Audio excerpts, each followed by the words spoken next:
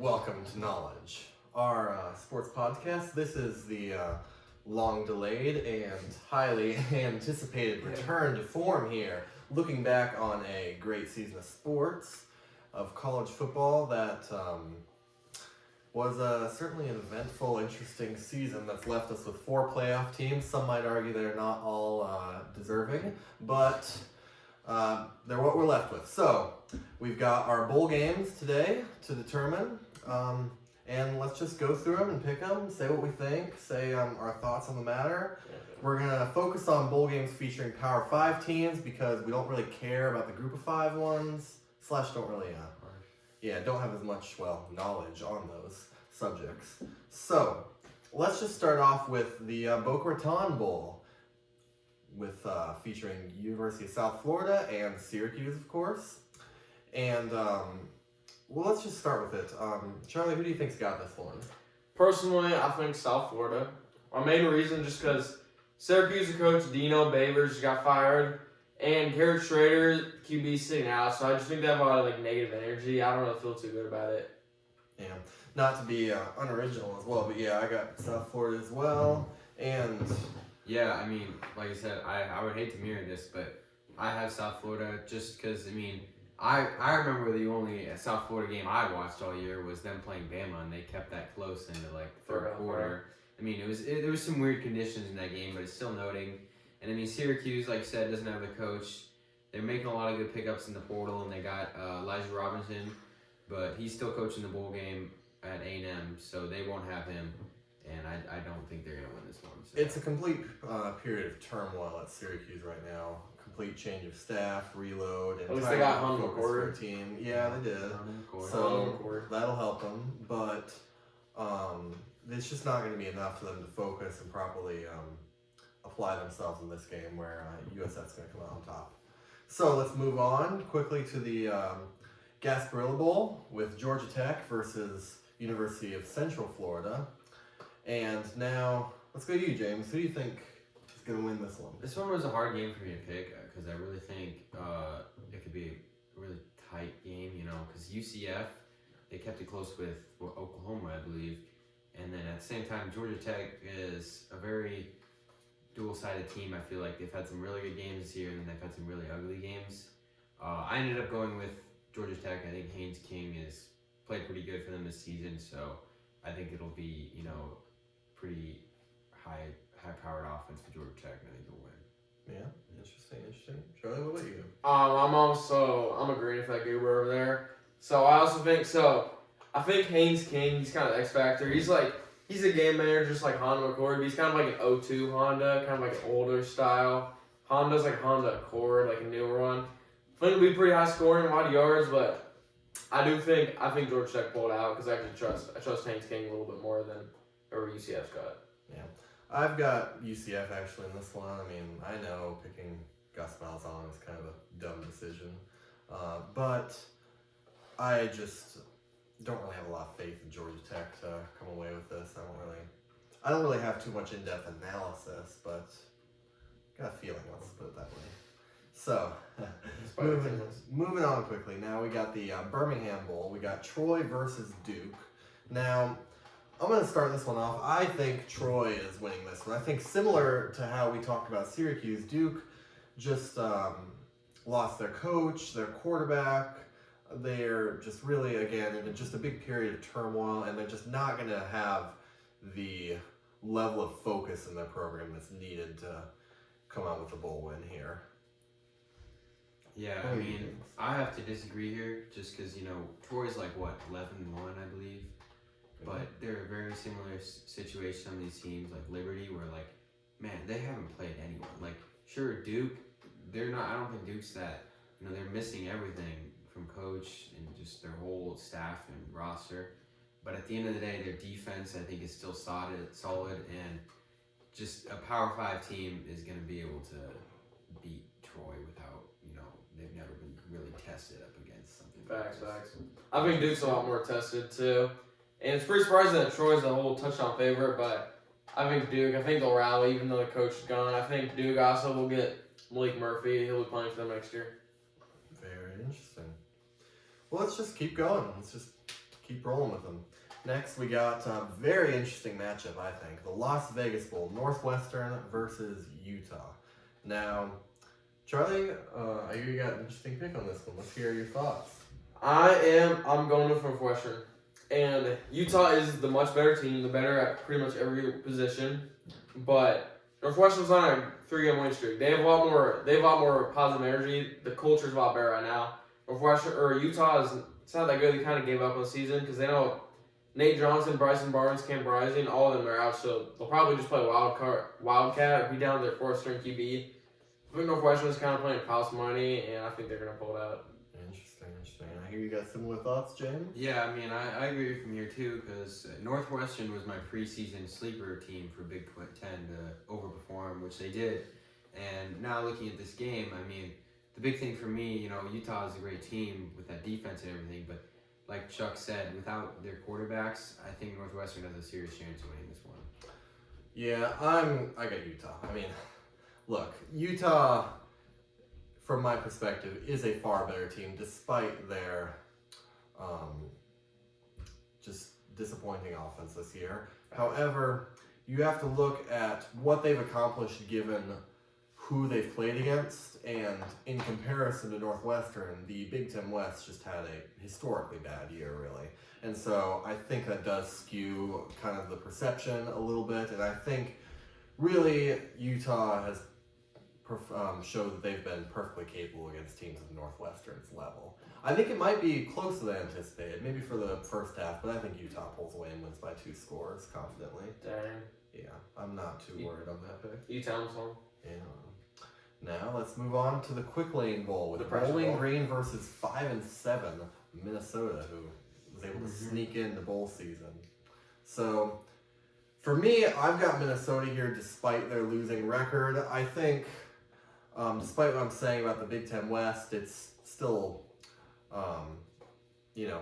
better to play in than what Bowling Green has faced. And really, I think Minnesota it won't be a pretty game. I mean, it's a 5-7 team. It's not going to be really inspiring performance. But Minnesota will win on a close field goal. It'll be able to win ugly, which is all it's been able to do all year, really. So, how about you, James? I'm going to have to take the upset here. I guess kind of contradicting what I said earlier with these non-Power 5 teams. But at the end of the day, Bowling Green did beat Minnesota a year or two ago. And I just think it comes down to Minnesota's just kind of an unmotivated team. They didn't even really make the bowl cut, and just they don't really have much going for them. I mean, there's even the rumors they're trying to pay their quarterback $30,000 to play in this game. I just don't really think they care. And Bowling Green's beaten before. I think Bowling Green wins this one. Yeah, well, first off, I'd like to give a moment of silence for people that have to go to this bowl in Gray, Detroit, day after Christmas, and watch these two teams play. Yeah, no kidding. I mean, sure, Minnesota gets into a bowl, but hooray, they're going to go to Detroit. I think it's kind of like a Patrick Mahomes versus when Baker Mayfield when they played. Both the QBs on each side kind of like that. Bowling Green's kind of like Oklahoma, they're gunslinging, top-ranked offense. I think it'll be 55-52, but I do think Minnesota with Patrick Mahomes will take it out. Yeah, that's interesting. Very close one. All right, well, let's go on to the Guaranteed Rate Bowl. We're just going through all the highlights of bowl season right now with Kansas versus UNLV. So, Charlie, who you got here? It's pretty boring, but Kansas, they're one of the big favorites in bowl season. It's kind of a mismatch. UNLV really can't keep up with their offense, and Jalen Daniels might be back, so. Yeah, I got Kansas as well. I mean, really, although it was much quieter than last year, Kansas had a very successful season considering the history of their program. I mean, they've really been able to put themselves in a good position moving forward, and they're going to prove it here against UNLV. I have a lot of confidence in this one that Kansas will be able to fully take control of this game. Yeah, I mean, I hate to have a unanimous pick here, but this is one of the easiest for me. I mean, Kansas is a team that can beat your Oklahomas and stuff, and UNLV just has never played anyone like them this season. They won't be able to keep up. Yeah, that's good. Good point. Well, let's just keep going. Let's just keep it at rapid fire pace here with the Military Bowl, Tulane versus West Virginia. Virginia Tech. Mama. Tulane without Coach Willie Fritz here. Now puts them obviously in a much different position than they were just a few weeks ago, and really changes the perception of this game as a whole, which has led to me picking Virginia Tech here. I've just got to stay consistent with my opinions of programs that lose coaches, lose key players, just aren't in the best situation, and I won't give them the benefit of doubt in bowl games, essentially. So I got Virginia Tech taking the win here, despite, again, having just kind of another so-so season by them. They really showed some promise towards the end of the year, getting a little bit hotter, but I don't know. What do you think on this, Charlie? Care to elaborate? I gotta agree with Geezer here. I will be taking Virginia Tech. I don't know if Mike Price can play, but Tulane, they're kind of disappointed to have lost the ASC championship, so I think Virginia Tech cares a little more. They're a little bit more talented. I don't really have much insight in this. I think they're going to win. Yeah, I mean, I actually have to disagree here. I just don't think that Virginia Tech really is that good. I don't think they've got any solid wins. You know, maybe they got hot at the end, but they just like beat up on a bad Virginia team. I think Tulane, the biggest thing harming them is, you know, obviously Willie Fritz is gone, and then I think they kind of cooled off. You know, didn't have the greatest end of the season, losing to SMU, obviously. But I still think they got a lot of talent on that roster, and they'll be able to take care of Virginia Tech. All right, well, let's just keep going here. We got the Duke's Mayo Bowl here with, it's just, that's one of the better sponsorships, you know? Yeah. The Mayo. Mayo's where it's at. The Mayo, oh gosh, the Mayo. Duke's Mayo, it's got twine. Yeah. All right, well, let's go with, analyzing the teams here. We got North Carolina going up against West Virginia here. Now for me, despite having an extremely disappointing season, I've got North Carolina. At least we don't know the Drake May situation currently, right? Oh, he's opted out. He's opted out. Yeah. Well, okay, my mistake. But I think still North Carolina is just, despite having a disappointing season, they've been able to show some talent here, and I think West Virginia, frankly, is just, I mean, the Big 12 has not been great this year. They haven't really been able to, sure, they've won some games, but against really, I'll say, just pretty bad competition. I just have confidence on North Carolina just having too much talent on this side for West Virginia to be able to compete. What about you, James? Yeah, you know, this is another close one for me, I would say, but I'm going to take West Virginia just because, like you said, Drake May's going to be out. I mean, West Virginia's not really, I think they're worse than the record. They kind of fell over backwards into this, 8-4 year they had, and they really got lucky with some of these games. But with May out, and I think that North Carolina will kind of get toasted on defense, so I think West Virginia's going to win this one. Yeah, I think West Virginia won pretty easily. I just think they care a lot more. I just think they're better. I don't think, if I had Drake May, I don't really know what to expect. West Virginia, they're just pretty average, but I know what to expect a lot more. Yeah, I mean, North Carolina was really inconsistent this year.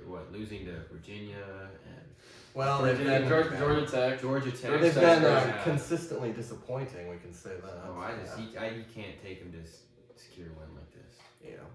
Well, let's just keep going here. Moving on to the always great Holiday Bowl with number 15 Louisville going against USC. Talking about disappointing seasons, right? Yeah. I mean, overperformance. On one side, you have a complete overperformance versus complete underperformance. I mean, the expectations for these two teams have just flipped going throughout the season. So, USC obviously without Caleb Williams, which is leading to me to easily, pick Louisville here. Really, USC has had nothing going for them besides Caleb Williams. Caleb Williams has basically had to drag them to most of the 7 wins on his back. So without him to carry the team, it's gonna be bad. And really, I don't even think it's gonna be close at all. I think, we all know about USC's defense. And Louisville's offense, despite that poor performance against Florida State, they're not bad. Yeah. Jeff Brom knows offensive play calling. So I've got faith they're going to put up a ton of points. Their defense is going to lock down on USC minus the Caleb Williams, and they're going to win easily.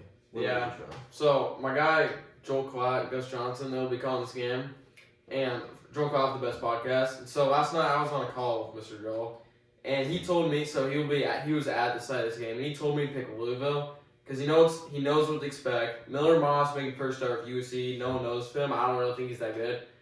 And Louisville, I mean, they're just Jack Plummer, just kind of game manager, but I know what to expect. They'll get a solid win. Yeah, I mean, this one, I think it's closer than y'all think, but at the end of the day, I think it's that USC's quarterback, obviously not having Caleb Williams, and then they just lost that freshman as well. What was his name? Malachi Nelson. Yeah, Malachi Nelson, that's big too. So whoever they got behind him is going to get his first shot. It might not be good. And then Louisville, I mean, I think Louisville had a really light schedule and is not that great of a team, but I mean, similar to what they said, this USC team is unmotivated. I don't think they care at all. And so I still think Louisville's going to win this one. Yeah.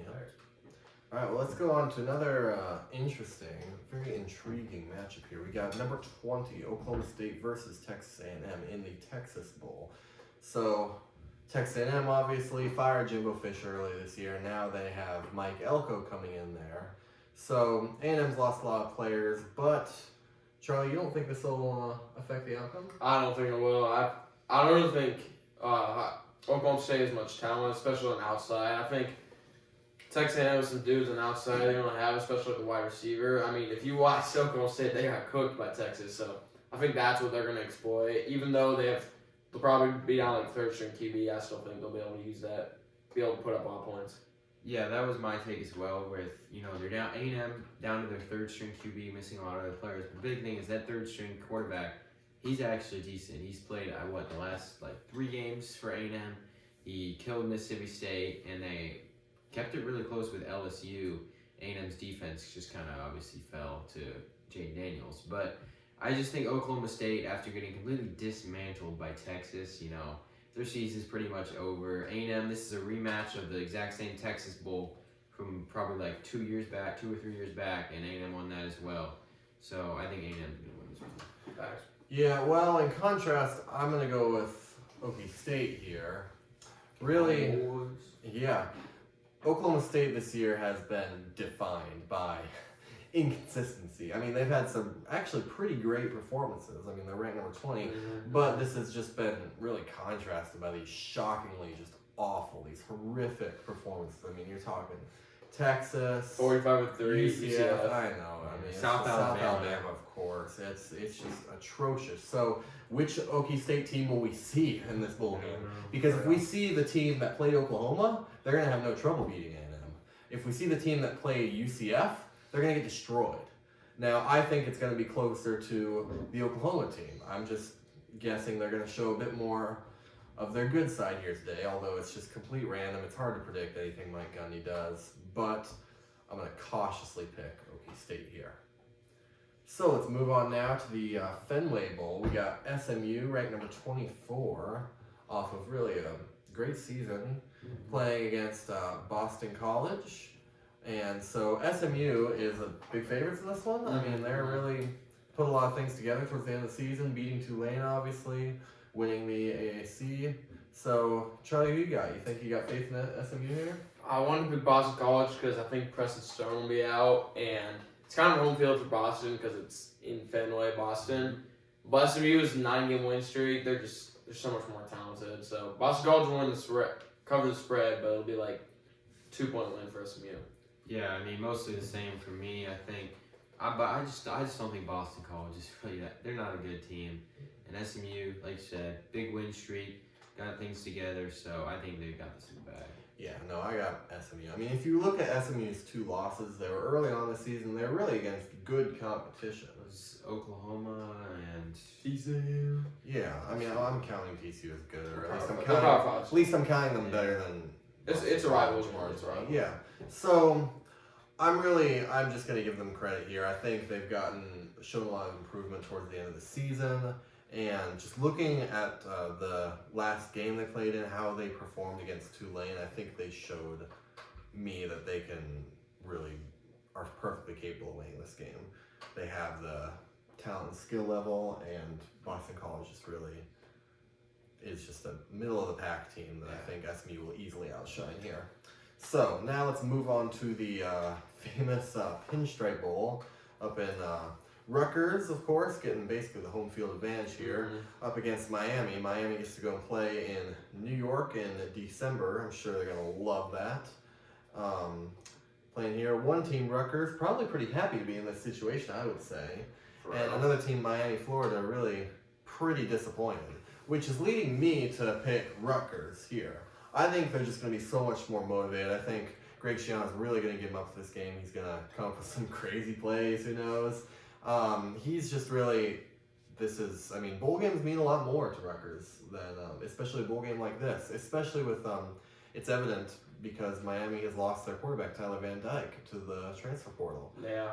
And couple that with the home game, I feel pretty confident picking Rutgers on this one. What do you got, Charlie? Yeah, I guess I'm going with all y'all. I guess I'll take Rutgers too. I don't think they're ready for up north. I don't think they're ready for the boys up north. I think they probably don't really care to go to the game at all. Yeah, that's exactly what I was saying. Miami can't even fill their own stadium. So there definitely won't be any Miami fans up here where it's cold. Rutgers, this is a great bowl for them, probably the best one they've been in a long time. So there's going to be plenty of Rutgers fans making the short travel there.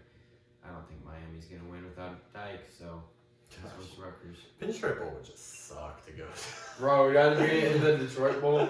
No, that's in Ford Field, isn't it? Yeah, but it's in Detroit, bro. It's indoors. Yankee Stadium's cool. I looked outside during the MAC championship, and it was just all gray. It was just like pure gray, bro. Well, I'd take it over the pinstripe. A lot of these teams, notice that most of the bowl games, they go down south to play. You're playing in Florida, you're playing in California, you're playing in Texas. Team gets to go and have fun in the sun down in the really tropical area. It's really almost a punishment to get to go and play in New York in December. Not much of a bowl game honor, and I'm sure fans feel a similar way. So probably going to be a pretty miserable game, all things considered. But moving on, let's focus on another just famous, prestigious bowl, the Pop-Tarts Bowl here. Pop-Tarts. We got number 18, NC State versus number 25, Kansas State. Now, NC State actually, they had a lot of success, which I honestly hardly even pay attention to. Suddenly looking like, whoa, NC State's 9-3? Yeah. What? Quite. No one talked about them at all. In fact, I forgot they were even ranked, to be honest, before this. So, despite this, I think the reason no one's maybe talked about NC State is because maybe they haven't beaten anyone, really. So, they have a few good wins here and there, but I think K-State has just proven themselves to be a much more capable team due to how they've played. You look at, even though it was a loss, they played Texas, a playoff team, right down to the wire. They just look a lot more confident as a team, and I'm going with them easily. What do you got, John? I also have K-State, even though Will Howard, I'm pretty sure he's going to go to USC, but they have this stud freshman QB that everyone talks about, Avery Johnson. He's really good. I heard Joel Klatt talking about him. And so I think they're much more experienced. They're a lot tougher. I'll have them winning by 1 point. So pretty close. I'm gonna have to disagree here. Owen said, I think NC State has they finished their season off a lot better than I would have expected. K-State lost a lot already. Will Howard will be gone. They lost more on defense, and they were already. That last game of the season for them against Iowa State, their defense. They just got totally. Bro, Iowa State scored 42 as well. Yeah, so I think NC State is gonna take this one without just this faltering K-State defense. I'm willing to give that just crazy Iowa State game a dispensation because they were playing in a blizzard. Dang. But that's It's Farmageddon, man. One of the weirder games this year. It's just we won't even get into it. It's crazy. Let's move on to the Gator Bowl. We got Clemson, number 22, versus Kentucky here. So Clemson, really, despite everyone just, hating on them so much this season. They thought it was over. Oh, this bad, but don't doubt Dabo, I'm going to say. I'm going to... They will. Yeah, sure. Okay. Makes me want to pick Kentucky now, Charlie. Alright, bud. You're making me doubt him. All Alright. Kentucky, I mean, really had. I would call their year disappointing, frankly. Just Yeah, I due mean, to I a think lot it's of mostly Devin Leary. You know, Devin Leary, he was really hyped up preseason. People thought he was going to be really good, and he really didn't pan out quite as well as people thought. And that also leads me to take Clemson as well. You know, Clemson, like you said, everyone thought it was kind of over for them, but they lost to good teams. I mean, they played close to FSU, obviously back when they still had Jordan Travis. They played close with Duke. When Duke was healthy, they had Riley Leonard and everyone. And even that game, I mean, that was mostly just like turnovers and mistakes that lost the front. Yeah. So I just don't think Kentucky's a good team, so Clemson's got it. Yeah, it's going to be a clean sweep of Clemson, but ever since Tyler called in on Dabo, they've been undefeated. And as he said, we're stock, you better buy all we can get. So I think they're going to win. I agree, honestly, guys. I'm telling you now, even after this season, moving on, don't count Clemson out. I'm going to cut them out if they don't use the portal. No. If they don't, I will count them out. I will count them out. Dude, They need to get their quarterback stuff figured out, you know. Now, granted, I think they will probably end up having to use the portal in some degree, but I am gonna actually, I think they're gonna really surprise. I'm going to be one of those come back guys to that calls form. into Dabo. I think they're gonna come back to among the elite of college football. Really. I do. Alright, Nah, you're out. I'm not saying they won't make the playoffs, but I think they'll be a solid, probably Well, I mean, it's reach 12 for 10 wins teams. next year. But But let's move on to start with the real meat of the bowl season here. They're really just fun games to watch. These are some intriguing storylines here. Let's start with the Alamo Bowl.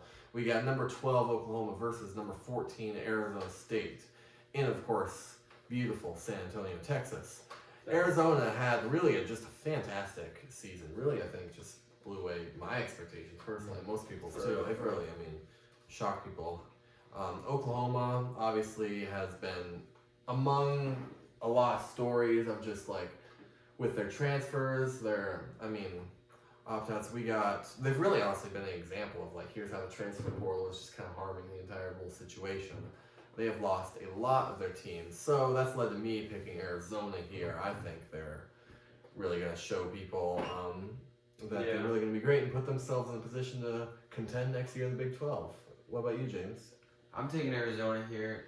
I had them as one of my sleeper teams as well. I think Jed Fish is an outstanding coach, and they really overperformed. Oklahoma is a great team too, though, so I think it really depends on how disciplined they're going to be for this game without Dylan Gabriel. They're going to have to overcome.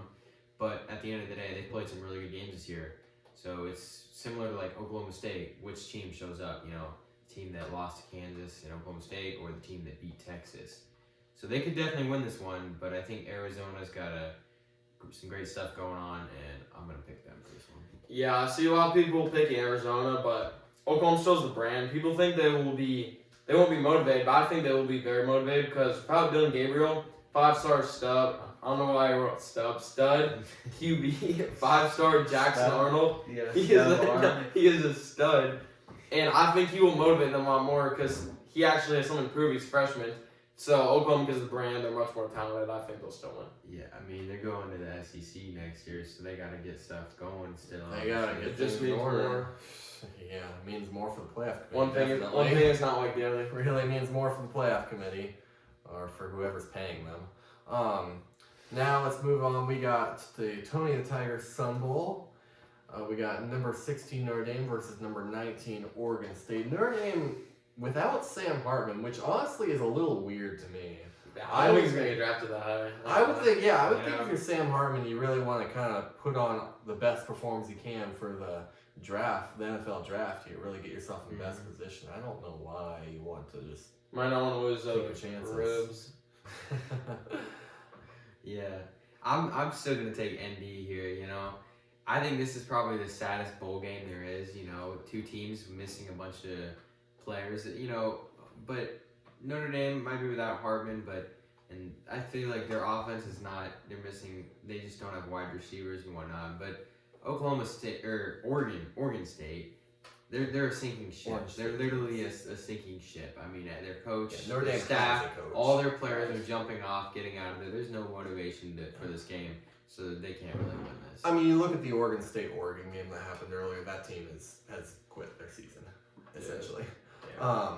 Notre Dame, this is actually strikes me honestly as well as a very big mismatch, kind of similar to when Notre Dame played Iowa State a few years ago. These really, I don't think, are two teams that should have been put up against each other, and I don't think it'll be close, frankly. Well, everyone's picking Notre Dame big, but I think Oregon State will rally because this is probably the last relevant game they'll ever play. So I think they will rally and only lose by like 3 points. Yeah, but still lose. So let's go on now to the Liberty Bowl. We got Memphis versus Iowa State playing at Memphis Stadium in Memphis, Tennessee. Gives them that home field advantage. Despite this, I got Iowa State here. I mean, what do you got, Charlie? I have no reason for this, but I would be taking Memphis just because the last time these two teams played, 2017 Liberty Bowl, Iowa State won by one score, 21-20. So I just think just a fate, like when they play again, it's gonna be Memphis. Gotta switch it up. Yeah. Yeah, I have a tough time picking this game as well. You know, I've got Iowa State here, but I really don't think Iowa State's a good team either. You know, they lose to like Ohio, they lost to Ohio. So games like that, I really just they've shown they could lose to a team like Memphis. I mean, Memphis is a much better, group of 5 team than Ohio. And I just don't know if Memphis has really been tested this season. I'm not sure what their schedule looked like, so I'm going to have to stick with Iowa State here, but I could very easily see this one going Memphis' way as well. Yeah, losing to Ohio is never a good look for your team. Let that be a lesson. Ohio's not that bad. So, they're still Ohio. So, let's, I honestly, I think Iowa State actually going from the expectations they had before this season with players they had out for gambling controversies, I think they've actually put on a quietly really solid season. I think they've consistently improved throughout that season to the point where I think they'll come away with a win here. I really do. Now it's time for the big games. We got the New Year's Six here. The Cotton Bowl. We got number 7, Ohio State, going up against number 9, Missouri, in Dallas, Texas. Ohio State, of course, without Kyle McCord as he's transferring to Syracuse. And Missouri, really, honestly, off of a remarkably successful season, is thrilled to be here. Ohio State, on the other hand, is just really, it was playoff for nothing for them, and now they view this just as an extreme disappointment. Yeah, I'm going to take Missouri here, It's a pretty upset pick, but without Kyle McCord and probably Marvin Harrison Jr., I'm sure, it's just Missouri's a lot more motivated, and I don't think Ohio State isn't, but I think it's going to be a similar game to last year's Cotton Bowl. You got the team with the playoff aspirations that didn't make it, and it's over for them, and then the team that was like, just really happy to be in, the Cotton Bowl, just completely overperformed. So I think Missouri's got a lot going for them here. They've beaten some good teams, kept it close with, even like Georgia and everything. So I think they can definitely win this game. Yeah, Ohio State may be more talented.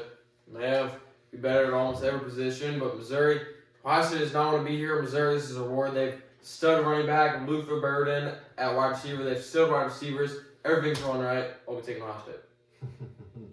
Yeah, in a similar way, I feel similar. Ohio State I think Ryan Day is going to really want to prove himself and show that the season was not a complete waste.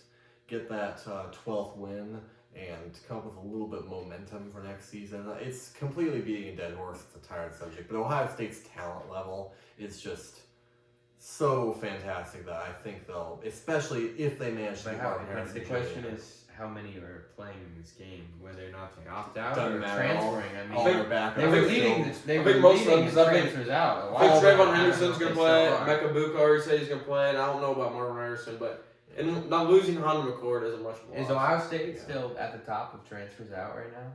Nah. Well, They were. okay, when you're a team like them with that much blue chips, them Bama and Georgia, they lose that many transfers every year. They haven't really lost any. Yeah, like, I mean, they're not transfers. like. I think it just goes to show what that locker room. They haven't lost anyone. That's They what like that didn't locker want room to looks lose. like right now, though. They're not going to lack for talent in the game, let's put it that way. So, I think that they're just going to be able to overwhelm Missouri, and really, they're going to be mad. The last game they played was the Michigan game, and they don't want their season to end on a note like that, on a note similar. They're really gonna want to. I think their season's already ended. I think they're gonna have. I think their season's ended. I think they're gonna have something to prove here. I think especially Ryan Day is going to get them motivated and have something to prove. I mean, really. I think Ryan Day is going to really try to get them up to win this game and just try to put some positive spin on this season. Which is weird saying positive spin. They won 11 games. But. Bro, Honda doesn't deserve to hate, maybe. But I mean, yeah, it was kind of booty. But he also did get like 11 wins, so like. Yeah. No, that's a fair point. But let's move on to another Big Ten SEC matchup. We got number 10 Penn State going up against number 11 Ole Miss at the Peach Bowl in Atlanta, Georgia. Penn State defense, of course, without Manny Diaz, which Penn State really the most successful part this season was their defense. So it's going to be interesting to see what their offense does this year, right, Charlie? What do you think? Yeah, I think this is super important for them because next year next year is supposed to be their team. They're supposedly the best team in the Big Ten, but their offense in the big games is going to get going. So they really need this for confidence, get their offense rolling in the big games, and they have about everyone coming back, especially on offense. So I don't think Ole Miss is seeing a defense like Penn State yet. So just because that, I think it'll be like low scoring, but I think Penn State will win. Yeah, I mean every year has been Penn State's year until it isn't. So they play Ohio State, Michigan. Yeah. However, I still have Penn State taking this game. Similar to the Rose Bowl last year, it's going to be, the cycle repeats itself. And now, next year will be Penn State's year. And maybe it actually will be with the expanded playoff. Well, who knows? They don't play Michigan, and they do get Ohio State at home. True, they're one of the teams Could that be their benefits year. the most from the changed Big Ten schedule. It's very likely we can playoff spot. You know, I just think these are the two biggest frauds in all of college football this year, I believe. I mean, both of them, I feel like, lose to all the good teams they play. You know, Ole Miss at least has that win against LSU going for them, which was mostly just all on LSU's defense, not really Ole Miss. Penn State, what even is their best win? I mean, They got Iowa. Yeah. Iowa, I Iowa. guess. Like, Iowa's good. Iowa in the whiteout, but that's not They're that good good. either. So it's like, I don't think either of them 10 are wins, honestly man. that good. But Penn State's missing some key players. Ole Miss still has Jackson Dart, I think, who I believe is better than Drew Aller. And so I'll probably lean Ole Miss here, but I don't know. They're both frauds. Yeah. Well, let's move on. Going away from the New Year's Six for a minute, we got Auburn versus Maryland in the Music City Bowl, of course, in Nashville, Tennessee.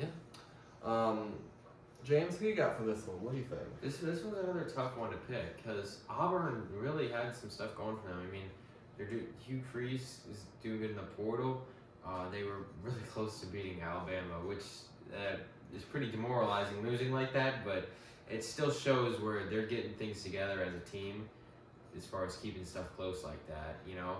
But Maryland, I mean, Tilly's playing, I think, and it's just like, I don't think Peyton Thorne's a good quarterback in any way, so I'm gonna have to take Maryland here, but it could be close. Well, let's just hope Auburn doesn't put Maryland in a 4th and 31 situation, Yeah. you know? Well, the way I see it, Auburn doesn't have the best wide receiver. The way I see it, this is my scientific breakdown. So imagine you're at family reunion, and then there's like a fire, and everyone in your family dies except you. You're the only one that makes it. Imagine you have to play a football game the next day.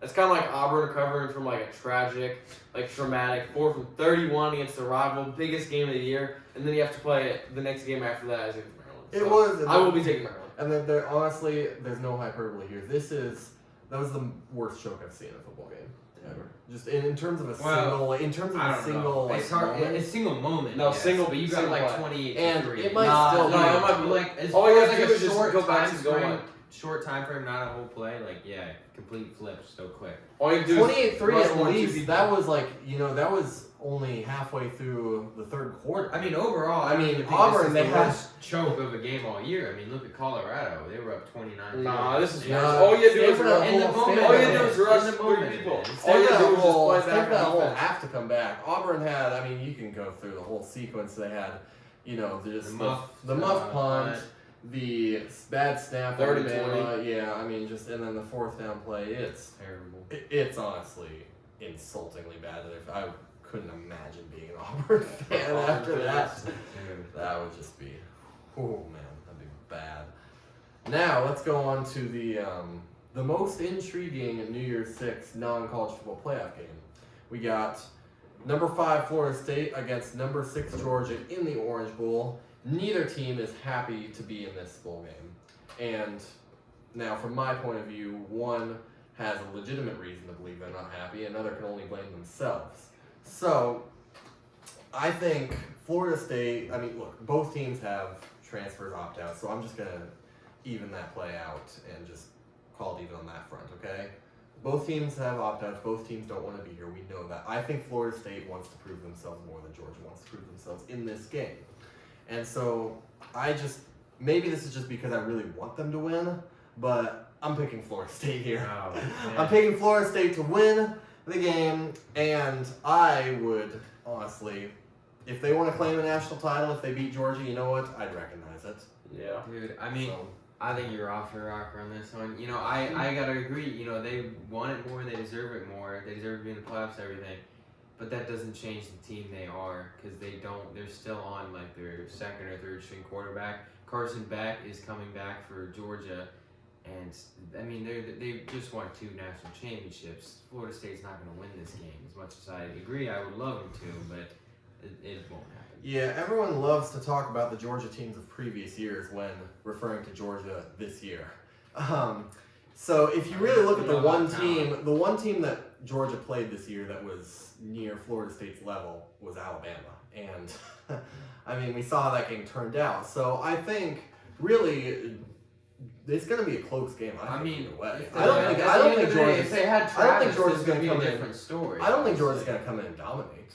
If they had Travis, this would be a different story. But it's just when they have a backup quarterback, you can't really look at everything else they've done the rest of the season and say it's going to be the same. playoff. Yeah. Well, Green and dude over here, not Ole Man Rockers. So I think Florida State, they'll be super motivated, and they'll start really close, but it's like second, third quarter, the motivation will start to wear off because they don't have the talent on the outside, so they're opting out. They have 2 rod makers, so we'll be taking Georgia just because eventually the motivation will wear off. And Georgia is much more talented. I mean, I think Florida State scores first. I think. Yeah, I can see really. that. I think they can come see them out leading at halftime. But I think they come out with Yeah, their hair on yeah. fire. I think Georgia very could end up pulling away with the game, but like I said, I just really want yeah. Florida State to win. It's like I don't I want to just sound say- like Kirk Herbstreit, just trashing on Florida State the whole time. But Yeah, they probably deserve to be in the playoffs. yeah. But that doesn't. They still don't have enough talent. I mean, bro, both these teams are like ultimate whiners because Florida State's been whining like crazy and having all their like conspiracy You would theories be about how it's telling rigged. And Georgia legislator said this has to count for a playoff game. That they're whiners too because they say we're one of the best 4 teams, but like you lost. You just the biggest lost. game. Look, I could go into probably an hour-long debate of how badly Florida State was wrong, but that's not what this is about. We're just If you can't picking beat the us, teams here. cheat us. But let's move on now to the ReliaQuest Bowl. We got number 13 LSU versus unranked Wisconsin. Kind of a strange matchup here, and this is honestly probably the easiest pick of the bowl game season in my view. I mean, despite LSU not playing one half of the game on defense, I think even with Jaden Daniels likely not playing, I think LSU's offense is just going to overwhelm Wisconsin. I mean, you look at Wisconsin struggled to win in the Big Ten West this year. Yeah. They're not beating LSU. It's just they don't have a chance, even with or without Jaden Daniels. This is a Wisconsin team that never got anything together this year under their new offense and new coach.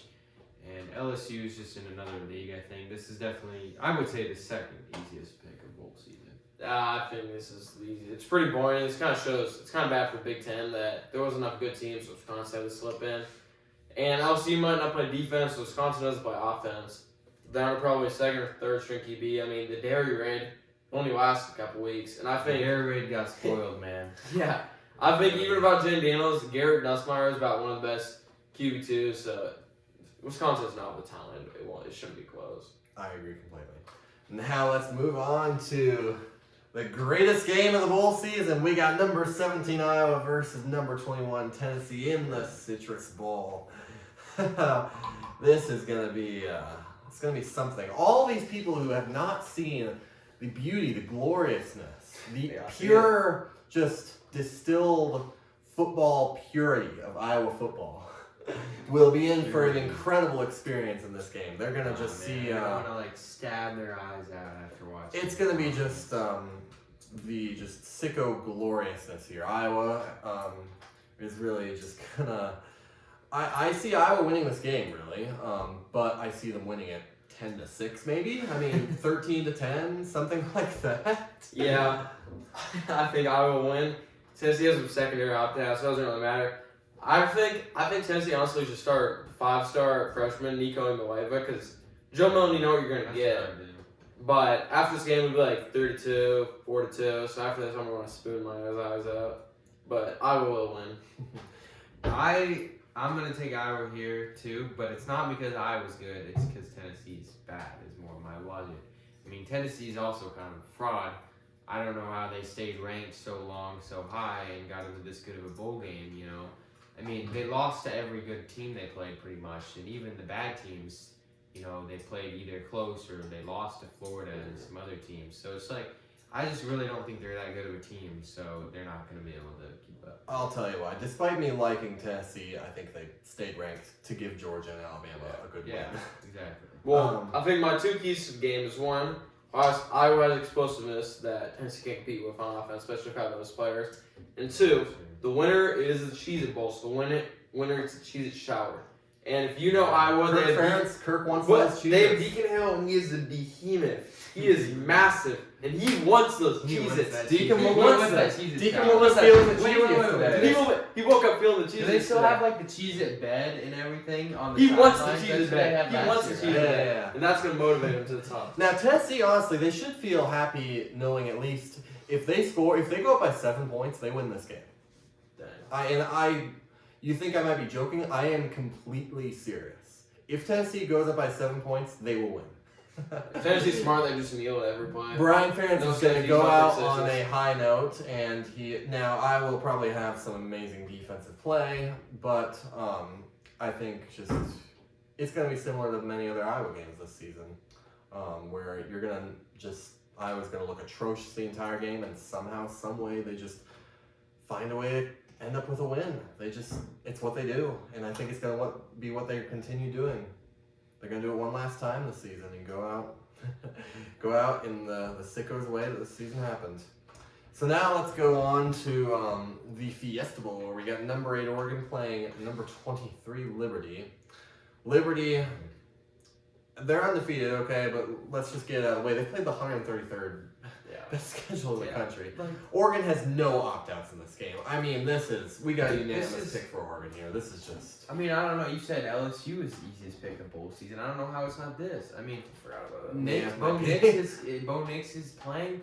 Liberty hasn't played a single good team. Only the fact that Liberty think has- they're going to get killed here. Yeah. Like, Only the fact that Liberty hasn't lost. But yeah, I think we were talking about this earlier. I think Oregon has no opt-outs because the starters know they'll probably be out by halftime. yeah. I mean, Yeah.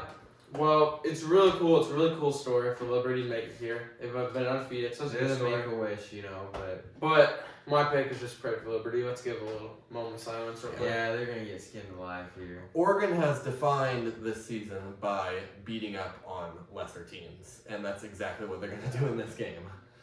So I don't even think there's that much to talk Prayers about. up, Liberty. Prayers up for Liberty. It would be cool if they win, but yeah. Now let's move on, of course, to the college football playoff semifinal. We've got number 1 Michigan versus number 4 Alabama in the Rose Bowl. I mean, does it get much more It's not classic of a game than Two that? most winningest programs of all time. I mean, it's really impressive. So Alabama, of course, sneaking in the playoff at the end, and despite them not deserving a spot at all, they're winning this game. Bama's gonna win. Bama's gonna win, and I think they're gonna win decisively. I don't think it's a complete blowout. I think it starts off close for a half, but Bama's gonna pull away late, and I see the final score being like 31-17, something like that. I think just with the Georgia game, they're playing some of their best football this season. Auburn was a rivalry, so we're gonna kind of treat it with a bit of weirdness here. But Bama just look, it's Nick Saban in the playoffs. Look, I mean, compare Nick Saban's playoff record versus Jim Harbaugh's playoff record. I see it kind of being similar to the Georgia game of 21 with Michigan, where it's just Yeah, They don't have the pull speed on away. the outside. I agree with this guy. I think Michigan hasn't really played a good QB all year, especially running QB. So I think Mildew, he is growing. He will dice them up. I also think Bama has the talent, the athleticism on the outside that Michigan does not. Michigan has a slight advantage on the line, but without Zach Center, I don't think it's a huge advantage. And I think Mildew is actually the better QB in this game, so I will just take Bama because they're much more talented on the outside. Yeah. I take Bama here as well. I mean, more hesitantly than y'all, though. I think it's going to be a good matchup. Michigan's overcome, I guess you could say, adversity in the season, but you still need to look at how easy their schedule has been outside of, Ohio State and maybe Penn State. Like their first however many games, they never really played anyone. And Bama, they lost the second game of the year, and has just been getting better ever since then. They're only getting better every game, and so I think they're really at their peak right now. And like you said, they're just a lot more physical in the playoffs. You can't really count out Bama here. I mean, it really says it all. Just like looking at the videos of Michigan when it was revealed that they're going to be playing Bama. I mean, they not know, a good look they for know. them. Yeah, not a good look. And they tried to hide it. They're like, well, they were just surprised. No. Stop no. the cap. Yeah. Stop You the could cap. you could hear them all just unanimously go, oh no. You don't want to play that. Yeah, and I don't blame them. I mean, I don't. I'll be frank here. I hope Michigan wins just for sake of differentiation in the title game, but it's just I just got that feeling. It's the same thing. I picked Bama to beat Georgia in the SEC title. I just got that feeling about them. Yeah. And I see it here too. And so let's move on to who the Bama will face in the title game. Most likely, assuming they win, with the semifinal, the Sugar Bowl, number 2 Washington versus number 3 Texas here. Mm-hmm. So this is an interesting matchup, and everyone always makes a big deal about playoff games before the playoff games happen. And let's be honest, looking at the past playoff games, there have been far more non-competitive playoff games than there have been competitive playoff games. Yeah. I mean, it's actually kind of a rarity that we get a good, close semifinal game. And so I'm predicting both of these semifinals tonight are going to be really close. And I think Texas wins decisively here again. Yeah, well, this year is obviously, as you said, projected to be close to your playoffs. And I don't know about the first game living up to hype, but I think this one will live up to the hype. So we'll all be on site at this game from the Dome. So we might have to do a little pre-game, on-site game day. Super Bowl. Yeah, but so I think the keys to the game, Texas D-line will beat up on Washington's weak O-line. That is definitely the weak spot. And they haven't seen a front like Texas, especially the inside. And Texas' weakness, though, is defense, is secondary. Like, Oklahoma exposed them. So I think Washington will put up points because obviously the pass attack. So I think they'll keep it in it, but eventually I trust Cornelius. I trust Texas a lot more. I just think they have more championship pedigree. They have a lot more talent. So Texas, I do think it'll be a very good game, though. I'm going to have to disagree here. And I hate Texas, putting that aside, I just think Washington's a disrespected team here. I mean, they're undefeated. They have a lot of quality wins. They've got Penix is obviously an amazing quarterback. A lot of talent on offense, a lot of talent on defense. I mean, this was a rematch of the Alamo Bowl last year where Washington won that game. And then, I mean, I think they're going to beat up Texas' secondary, put up a lot of points, and just, they're kind of like TCU almost last year in a way. Not really as much as a Cinderella, but just like everyone counts them out, They're by far the least talented. Everyone's just like, oh, I'm just going to pick, the more, Michigan, your Alabama, Texas, your teams that are kind of historically good, where they've been winning games. They're undefeated. I mean, even TCU last year, they lost in the championship. That's why everyone kept picking Oregon to beat Washington both times, and they silenced them, and yet people will still go against them. So I think they're going to keep proving people wrong here, and they're going to beat Texas. I hope you're right, honestly. I hope it's a Washington-Michigan title game. However, my gut reaction is telling me we're going to get the opposite of that, and I think we really are getting a Texas-Bama rematch in the title game, and I think I've got Bama winning. Alabama beating Texas in the rematch. I mean, you got the Nick Saban rides off in the sunset because his first title was against Texas. So I think it kind of comes full circle. Who would you expect it Bama and Washington for you? If Bama plays Texas, I think Bama's definitely won. And if they play Washington, I think it'll be. I think it'll be close, but I'd probably still have to take Bama on that. I mean, Yeah, so we're picking Bama unanimous. Yeah, I hate to do Pick it. I hate to do it. I know, but hey, Bama's been in the situation before. Barely, some may argue unfairly, sneaking as a 14. Yeah, I mean, seed. none of these teams have really been there except Bama. So any of these would be like none of them have won a title for a long time. But Bama, they obviously have the championship DNA, so they're gonna win it. Yeah, it's the depressing outcome, but I think it's the most likely one. Now, let's quick review our win totals that we predicted back at the beginning of the season. Oh yeah. Let's go over them. Let's do it. Come on. Let's do it real quick. So, Ohio State 10.5. I'll just kind of read through them, and we'll just kind of maybe if it's like a horrifically bad pick, we'll make. There were some. View what happened. Ohio State 10.5. We all went over. It happened. I mean, it's Ohio State. Pretty obvious, man. Michigan 10.5. Again. All went over. It happened. I'm only saying, yeah. Penn State 9.5. Again, over. Michigan State 4.5. We all went over. All of us. We just have such faith in. I thought this was way too low. I thought it was like I never thought Michigan State was that good of a team. I don't think that's but true. I really thought that was a low total. So I didn't think they were that bad of a team, but they really were. I didn't expect that. All right, so Maryland at 7. They won 7, so really there was a push there. James, Charlie, you guys had the under. I tried it. I had the over. I mean, that was one of the close ones for me, where I see him being good, but yeah, Rutgers. We all went under this one. We were sleeping on them. I don't know. Yeah, I don't know how we were sleeping on the Rutgers. Rutgers. I thought they were a good team. They had a solid I don't even season. I mean, remember. I'm gonna give them credit, and I don't know what I was thinking, man. I think it's interesting. I can't believe it's easy to look back and think like, man, what were we thinking before the season, you know? Yeah. But we were thinking hard about Indiana though. we were thinking Red Indiana under. All wins. all All the of us Big went Ten under. They went under. Everyone, barely Power everyone Five was anymore. picking them to go under. They're barely Power 5. That was a real tough one to pick there. Wisconsin 8.5. We all went under, and they went under. You know, I feel pretty vindicated on this, I must say. Before the start of the season, everyone was picking Wisconsin to win the Big Ten West. Everyone was going. I mean, everyone's just thinking, oh, Luke Fickell's going to come in there, bring in this new high-powered offense.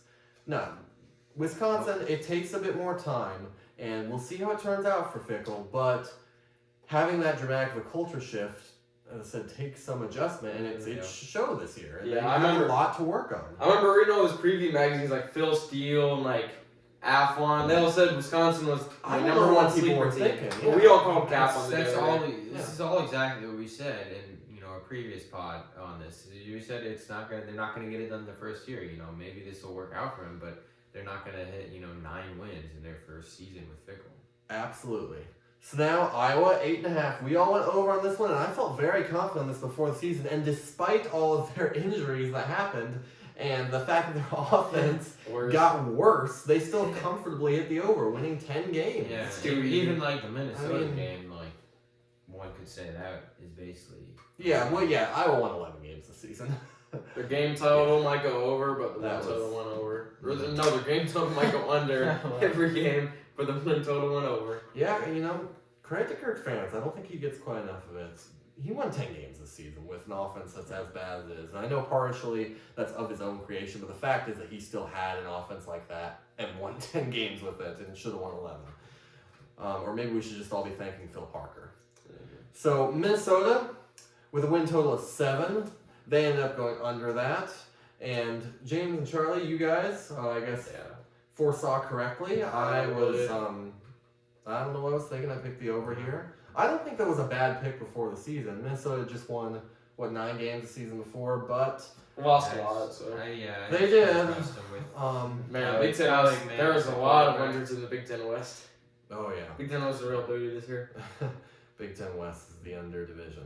Yeah. Now let's move on to Purdue. We all went All under. under. They went under. I Right. mean, it's Purdue. That one wasn't too hard to figure out. Nebraska, win total of 6.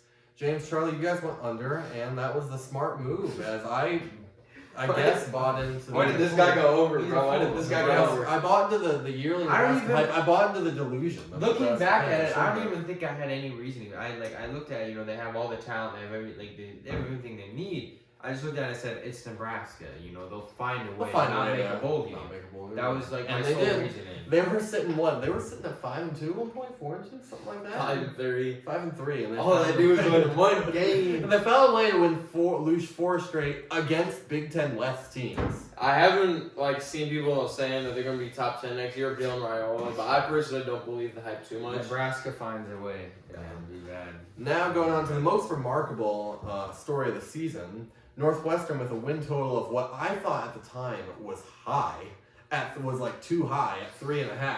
I've said they'd win one game last year. Yep, I And know. you I had had this one called. I said, they had a culture going, and I maybe didn't know if they were say they get 7 wins, but I said they would get, I think, at least 5, I believe. So I'm glad I said they call that, and I'm glad what they're building there. Yeah, I mean, people love to worship Deion Sanders for turning a 1-win team into a 4-win team. Well, you know what? Northwestern turned a 1-win team with a worse situation, A lot less. going into a 7-win team, maybe an 8-win team this We year. kept our seats. Different circumstances. Yeah. Now let's go on to the SEC. We got Alabama 10.5. Charlie and James, you guys went under. I've stuck with it. I mean, look who I picked to win the Natty. Look who I picked to win the SEC title. Well, in my defense, I knew it was wrong. I went with over. I just went. Oh, you knew it was No, wrong. I knew it was wrong, but I still went Really? under. I knew It they'd was go wrong. over. In my preseason, I did pick them. Okay, my preseason, I picked Jaden Mills from the Heisman. I have a sheet on it. I picked Bama win the title. And both of those are right. LSU 9.5. Charlie, you and I went over. James, you went under. Yeah. Despite the hype that LSU had at the beginning of the season, I you saw right through it. through that. I mean, like I said, Jane Daniels, great quarterback, but this team with that defense, they were never gonna get 10 wins, man. Well, talking about seeing through Never things. talk about never gonna hit 10 wins. Texas A&M with a win total of 8.5. Ended up going under. Charlie, you and I went We under. had common sense. James went with the over there, but we'll My Here defense- comes the- my we'll forgive him. defense- We'll forgive him. Is that Connor Weidman, great quarterback, season-ending injury in My defense 3 or is that 4. I That's the think third there were- straight year with the season-ending I injury. think They there were lost few by more 10 factors. points to 7-5 Miami when he was there. They would've- And they like still could have 48 won the SEC 48 West, to couldn't Miami. they? Couldn't To they? Miami. Their secondary was very bad. Inexcusable. I think there were a few more factors going into the situation. But and I still, don't think if their they quarterback have was Weidman- playing for winning If two they have of those games they Weidman, lost. this is a different season. Whether or not they win the West, maybe, but this is still a different season. They're probably ending up with possibly 9 wins. I think so long as Jimbo Fish is there, it's the same story and it ends up being. Now, granted, we'll see if they turn around and change it. But Ole Miss with a win total We were that way I off on thought this. 7.5, and we all went under, but they ended up going over. I mean, another 10-win season for Lane Kiffin. I mean, yeah, they're- impressed. Like I said, I still think they're frauds. Oh, yeah. As in, sure they hit the over, but they just beat up on bad teams. Well, the good teams they played. I mean, how many points did they lose to Georgia by? A lot, but they're just Penn State. I mean, we all fought under. Talk about SCU beats tough, but they do get it done though. They may be quiet, but they do get 10 wins. And for Ole Miss, the only 10 win years they've ever had is with Lane. It's So a he's 10 doing- win. It's he's a doing- 10 he's win doing a equivalent. great job Look, there. we and most others thought the SEC would be better than they are, and frankly, I'm just gonna say the SEC was not that great this season. They really had a down year, which I'm not gonna get into that stuff. I'm not gonna do it again. Not gonna do it. So now let's go to Arkansas with a win total of 7. I went under. You guys went over. I don't know. I don't know why I like the Hawks Yeah, here. looking back at this one, I really do think they have the pieces in KJ Jefferson and a lot of their talent. It's just coaching and the schedule, I'm guessing, they couldn't get it done. So it's too bad, but things probably aren't going to get any better for them anytime soon. So No. And speaking of things not getting any better, got Auburn and they're I don't know. miserable. They just gotta be feeling. Well, my point is they just gotta be feeling miserable right now. Well, We but all- things, so- things, We all went under, things we all are went looking we all up. went under and they went under. That I mean, we were right there. Things are looking up for Auburn though next year. I feel like so. All right, Mississippi State with a win total of 6.5. James, that went over. Charlie, you Y'all went under. crazy, You were bro. right here. They ended up going under. Not much to say there. They just, Coach lasted 10 games. I don't really know what I was thinking. I mean they have Will Rogers. I thought he's good, but they were never that great, so I definitely should have been over there. Yeah, Georgia with a win total of 11.5, and they did it. They went over. They hit the over. 112 games. You took the under. I took the under. I thought Tennessee's going to win the East. well, I didn't say that. A big shocker. I thought Georgia would lose a game. Crazy. It ended up not happening. Georgia didn't lose a single regular season game because they're Georgia. Tennessee with a win total of 9. James and I, we went over, which I don't think was a bad pick looking at the time. Well, I mean, but they ended up going under, winning just 1 game lower, 8 games. Charlie, you were right there. I was right, yeah. Yeah, you ended up being right. But let's move on. South Carolina, 5.5, ended up hitting the under. Really kind of a disappointing season for them. Charlie, Yeah. you were right. I have something to say about this. I have something to say. If you roll back the tape, I kept my receipts. This man right here, He forced me to say South Carolina to change the thing. No, he's To just change the script. He said I never he believed said in I South got to be Carolina. primal to take it, and I am a primal. I took South Carolina, and I was right. He said I'd be primal. I to take never that. thought South Carolina was good. And now he's making up, but I kept my receipts. That's I have the right. tape, and I kept my receipts. Kentucky, 6.5. They hit the over, and I was right on that, as were you, Charlie. But James, I think morally, I was right with the under. They're not a good team, but 6.5 was a low total, and they had some wins in there, and then kind of like stat padding, but win rise. So well, speaking about keeping receipts, Florida, win total of 5.5 games, just 5.5. And I hit the under. I hit the under. I thought it was too low. I mean, you can go back to that recording. You were pretty dang confident about They that. did beat Tennessee though, and you're like, well, I think Florida's pretty good. I told you they beat Tennessee. I think I had an over just Hogs because I was thought they were good. going to get exactly 1 win, but that loss to Arkansas is Hogs basically was what changing killed the it. So I thought Can't be 5.5 too was mad. good. I mean, I'll give them credit. Their schedule was ridiculously hard, but I was right. Let's just say it. I thought they wouldn't make a bowl game, and they didn't. So now we got Vandy 3.5, and they hit the I under. told you Vandy was like a make-a-wish team. Yeah, They're not gonna hit over. yeah. You were right. I I was was right wrong. on that not a one. whole lot of logic. Yeah, I mean, it's just they ended up losing even more games than we thought they would lose, I guess. And Missouri, of course. Man, Win we total of- whipped on looking, them. Yeah. looking back on this, We we all all said went under. under. They had a win total of 6.5. I mean, it's really been a huge success story. Really showing off our knowledge Yeah. there with that thing. Yeah, but looking as a whole, Charlie, you ended up winning, picking the most right with 8. I was next with 7. James, you had 3. Hey, I won Big Ten. I don't want to hear it. All right, but Don't even, you didn't say the Big Ten one, but I won So that if one, we so. are looking at Big Ten, then it would be Charlie 9, James 10, Owen 7. Because of that terrible 3 in the SEC, it would be me first, Owen second, Squid third. But it's been a great season, despite there not being many upsets, really. Not a lot happening. It's really just kind of a depressing outlook on college football from my point of view, with the transfer portal, with NIL, with the conference realignment. I think you're seeing the degradation of this sport. All right, old man. but, It's not the same as it used to be. but it's still been a great season. I'm so excited to watch these bowl games. So that'll do it for this episode. Thank you very much for tuning in, and we'll see you on the next one, whenever that is.